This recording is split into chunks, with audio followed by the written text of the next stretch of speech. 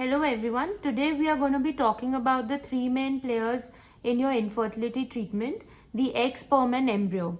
So we very well know by now that the egg comes from the female partner, the sperm comes from the male partner, and embryo is basically a combination of these two, which I'll just be telling you about in some time. So coming to the egg is something which is retrieved on the day of your pickup, that is day 0 of your cycle. When we get the oocytes in the lab, the number depends upon the stimulation that has been given or the injections that has been given to you during your stimulation cycle. The number of eggs also depends upon your ovary reserve. So the more the reserve, the more number of eggs you can expect. However, there is nothing to worry because for oocytes, quality matters more than quantity. So we've seen results even with 1 egg, or sometimes unfortunately even with 10 eggs there is no result. So you don't have to pay a lot of stress on quantity, but quality is something that matters. Now on the day 0, the day that we remove the eggs from your body, we as embryologists in the lab have 3 types of eggs that we get to see in a normal cycle. So that is judged as M2, GV and M1. I'm just trying to familiarize you here with the terms because this is something you're going to probably see in your report. So an M2 egg is an egg which has a polar body. This is what we call as a polar body. So it kind of looks like, if you take a closer look, it looks like a solitaire ring. So if this polar body is present in the oocytes, this is M2 and this is what we need. GV is a type of egg in the maturity stage where the polar body is not there and there is like a fried egg kind of a figure right in the middle. We know this is GV, and this is something we do not use in the lab because this egg is not mature to be processed further. There is a third category that we see very often, is known as M1. So here you will see that there is an absence of polar body and an absence of that fried egg symbol. This is known as an M1 and this is also not used. So there may be a possibility that you have 10 eggs retrieved, out of which 8 are M2 and 2 are GV.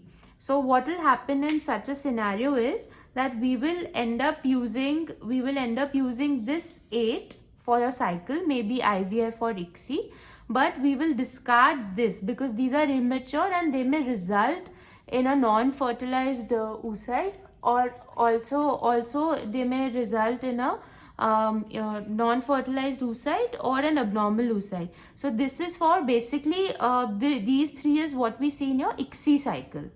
Now moving on to the sperm. Sperm is something that is produced by the male partner, most often by ejaculation. In some cases, TISA is required, but we will talk about it more in the next topic. So the sperm, if I draw a very rough diagram, basically looks like this. It will have a head, it will have a mid piece and a tail. This tail is what gives the sperm mobility or the process to move itself. Now, sperms are analyzed anytime your doctor tells you to do an analysis report. We do it as per WHO standard. And what we basically see in this is the count of the number of sperms present per ml, motility and morphology. So again, the motility may be divided into, if I put it extremely easily, fast, slow and non-progressive. And morphology is something which is the appearance of the sperm. Basically, whether your sperm looks normal or abnormal. So this is done as per the WHO criteria, and I won't go a lot into detail right now because I want this particular talk to be a very simple overview. So that is what we see in your sperm count.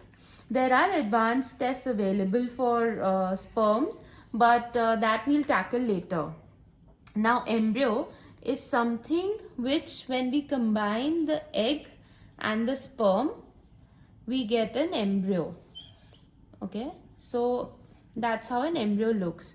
Now the embryo development can be, this is done like I was mentioning on day 0. The embryo development is seen from day 1 to probably day 5 or 6 of your embryo cycle. So embryos, when they grow, day 0 is the combination, day 1 is when we check for fertilization, that is the activation. Day 2 is when, you know, the embryo starts having these ball-like structures, which is called the cell. That's day 2 for you. Day 3 is again where, you know, these cells grow in number. So here we should see around 6 to 8. Here it's mostly 2 to 4 cells. That is day 3. Day 4 is just a ball of cells, which is called a morula. Day 5 is what you may have heard very often now if you're taking treatment, is a blastocyst. And day 6 is also when a blast may develop if it's low on day 5. So it'll also look like this. Now the day of embryo development on day 2 and day 3, the stage where, you know, you see these cells, it's called a cleavage stage embryo. This category of embryo is called cleavage stage, where you see the blastocyst and it differentiating into trophectoderm and ICM is called as a blastocyst stage. So the reason I'm telling you about these two is because your doctor may refer to it as, okay, we'll transfer or freeze cleavage stage. That will mean day 2 and day 3. And or your doctor might say that, okay, we'll take them to blast. That means your embryos will travel to day 5 or day 6. There's another term that, you know, I would like you to familiarize yourself with is gamete. So gamete is nothing but the egg and the sperm, the raw materials. They are known as gametes. Egg can be known as egg or oocyte, and sperm can be referred as sperm or spermatozoa. So I hope this was really helpful for those who get confused between what is an egg, what is a sperm and an embryo, because very often we hear patients say that, you know, they are implanting the egg back into the uterus. So now you know it's not the egg, because egg is just a gamete and sperm is just a gamete. When you combine the two is when you get an embryo, and that is what is put into your body. Okay, an embryo is put back into your body. That embryo can be either cleavage stage or blastocyst stage. Hope that helped, and see you soon.